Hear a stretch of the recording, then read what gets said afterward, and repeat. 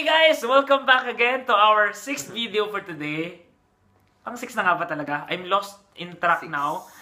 Pero guys, ngayon po, ito po yung other side of Kish experience ni Ricky.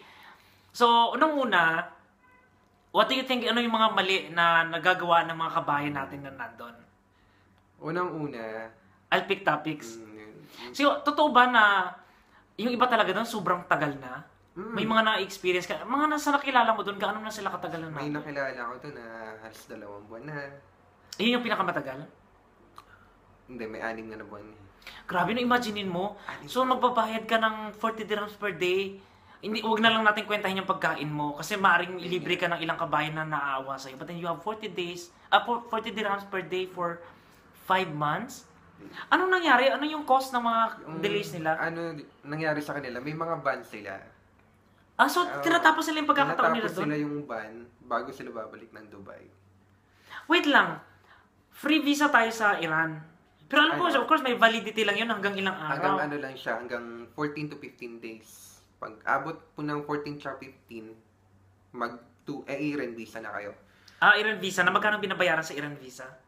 Yung naabutan ko pa, 60 dirhams pag may picture ka na, passport picture. Tapos, 70 pag wala. Teka, nakatatak yun sa passport mo? Oh, tatak. Nakatatak talaga siya. Talaga na So, valid for how many days yung Iran visa? 1 month yun. Wow! 1 month yun. 6, pero mura lang siya ha? Mura lang din naman siya kung totoo. Pero ngayon, nasa 80 to 90 na. Sabi? Yung mga nakilala ko. Itong pinsan ko na umalis, sabi nga daw, pag may picture, parang yun nga, nasa 80 nga yata. Pag walang picture, mas mura. Ano ba difference na may picture sa walang picture na visa? Ang picture nun, 10 babayan. Kaya sa mahal. Pero pwede rin naman walang picture. Di wala na lang picture. So parang may nakadikit lang doon sa passport mo na visa na wala mong picture. Ang picture, ginagamit yun sa form nila. May pipilapan silang form na andun yung pangalan mo, may picture doon. So may option ka na, so walang difference yun ha? Kung may picture o walang picture ang pipiliin mo? Yung bayad lang. Doon lang nagkakatalo. Pero mas cute kung may picture. Okay, so guys, ulitin po natin na we are free to go to Kish Iran for 14 to 15 days lang. But then after that, kailangan mo nang kumuha ng Iran visa for now 70 to 80 or 90. So more or less nasa 100 dirhams na po yung babayaran nyo doon. So paano ako mag-a-avail nito? Kanina ako lalapit sa reception na ba o may pupuntahan akong certain place? Di pag mag-i-Iran visa ka niya, pupuntahan ka na sa room ng in-charge. Sila mismo yung mag-a-approach sa'yo na lagpas ka na sa free stay mo sa Iran, you have to apply for ganito. Sa kanila ka magbabayad? Sa kanila ka magbabayad. Sa kanila kayo mag-fill out ng form? Tapos yung way of payment, pag sa Kish ka, meron silang every 10 days, magbabayad ka ng hotel. Or every 15. Ganun yun. So, depende sa hotel yon. Depende sa hotel. Okay, ulitin natin. So, in short, pagdating mo sa hotel, magde-deposit ka ng 100. So, yung deposit mo, hindi mo magagalaw yon? Hindi mo magagalaw yun. So, at least after 10 days, kailangan mo nang bayaran yung 40 dirhams per day. Times 10. So, that's 400. Okay. Babayaran mo yun. So, hindi kasama yung 100 na deposit mo, ha? Deduct na. Kasama na yun. So, ang babayaran mo na lang, 300. 300 na lang. Okay. Ganun yun. Tapos, next 10 days na naman, panibagong bayad na naman. Ganun yun. Okay, so ano pang mga kalokohan ng mga Pinoy doon? Drugs? Totoo yun? Oo. Ano yun? Nagbibenta o gumagamit? Or both? Gumagamit, tsaka nagbibenta. Kasi problemado no? Dami doon.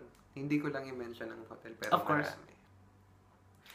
Pero hindi naman ganun kadelikado ha, kasi siyempre, baka mag-i-exit ako, matatakot ako kasi ang daming addict doon. So hindi naman maraming addict doon. Mayroon lang ilan. Meron iilang ganun.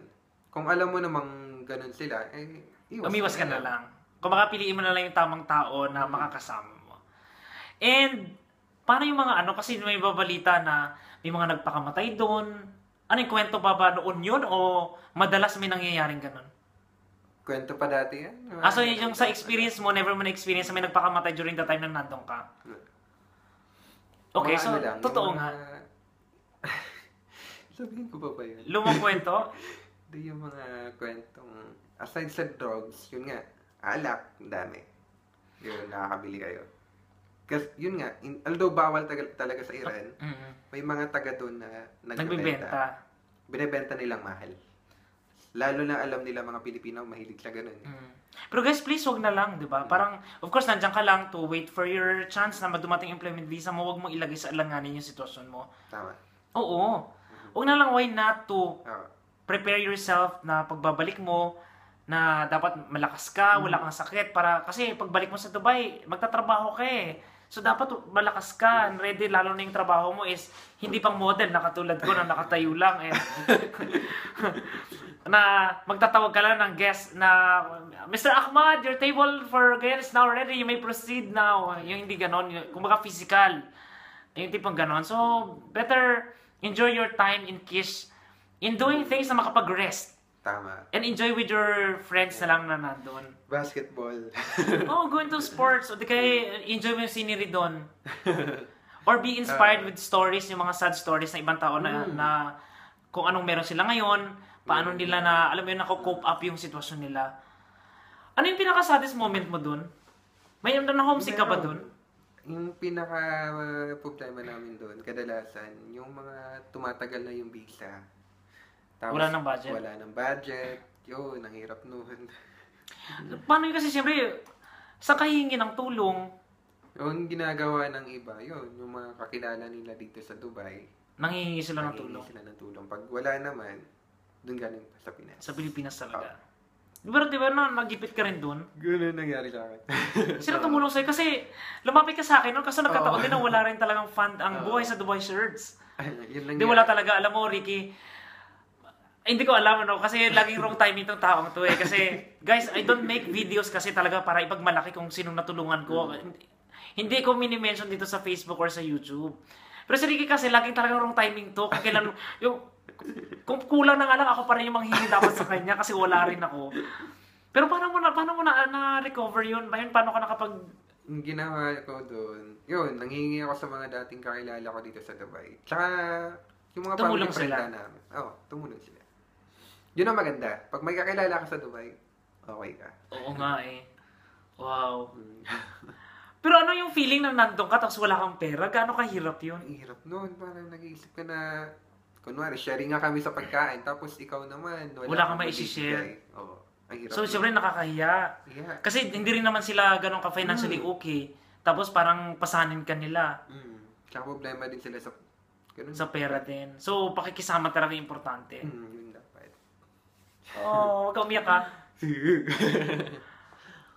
Grabe na parang yung imagine ko. Alam mo kasi yung mga pinsan ko dumaan na sin doon. Yung isang sardinas daw, marami na silang naghahati nun. Ganun yun. Pati kayo isang kainan lang sila sa maghapon.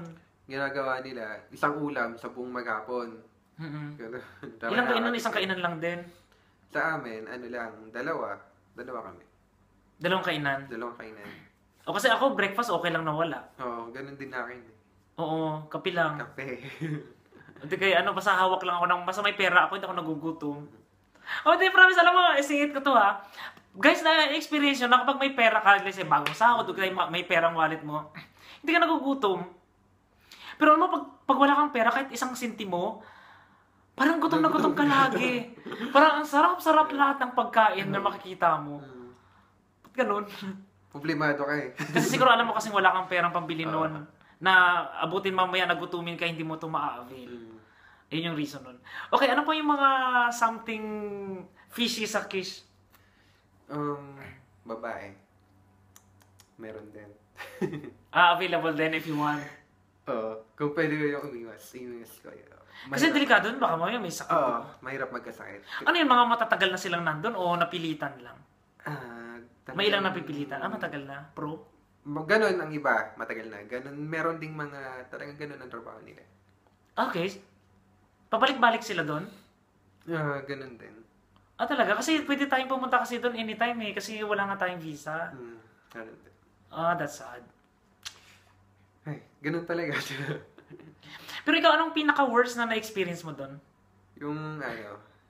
Yung nagpapabook na ako. Pabalik na? Pabalik na.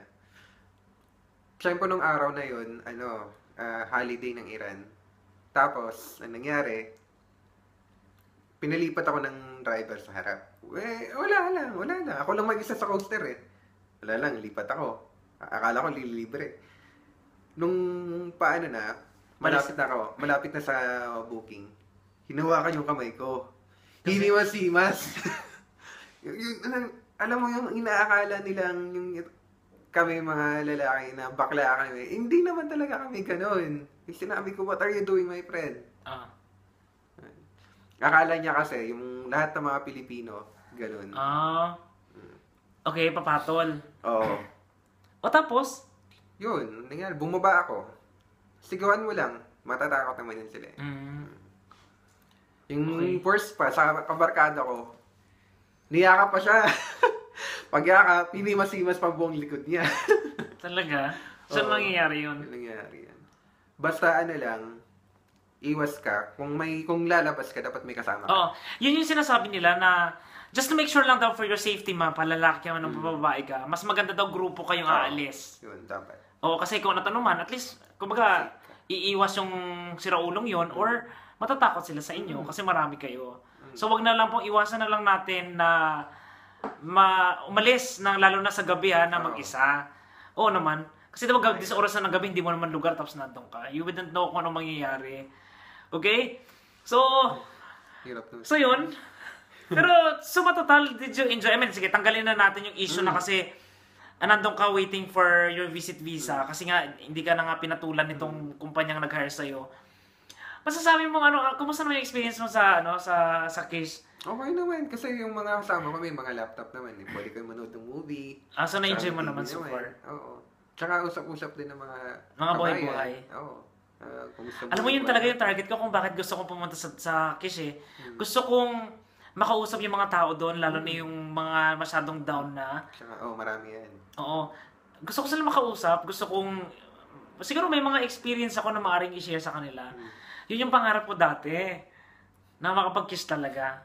Makuha yung mga kwento ng buhay nila para ma-share ko rin dito sa YouTube nga. Ayun. So, ito yung unang exit mo sa Kish. Kasi guys, nag-exit pa po siya. Ibang lugar naman sa Iran. Sa Kishem. Ano? Kishem. So, yun naman yung pag-uusapan natin later. Pero, babalikan mo na ng Dubai as visit visa, di ba? Bumalik. Okay, so yun pong pag-uusapan natin sa susunod na video. Bye guys!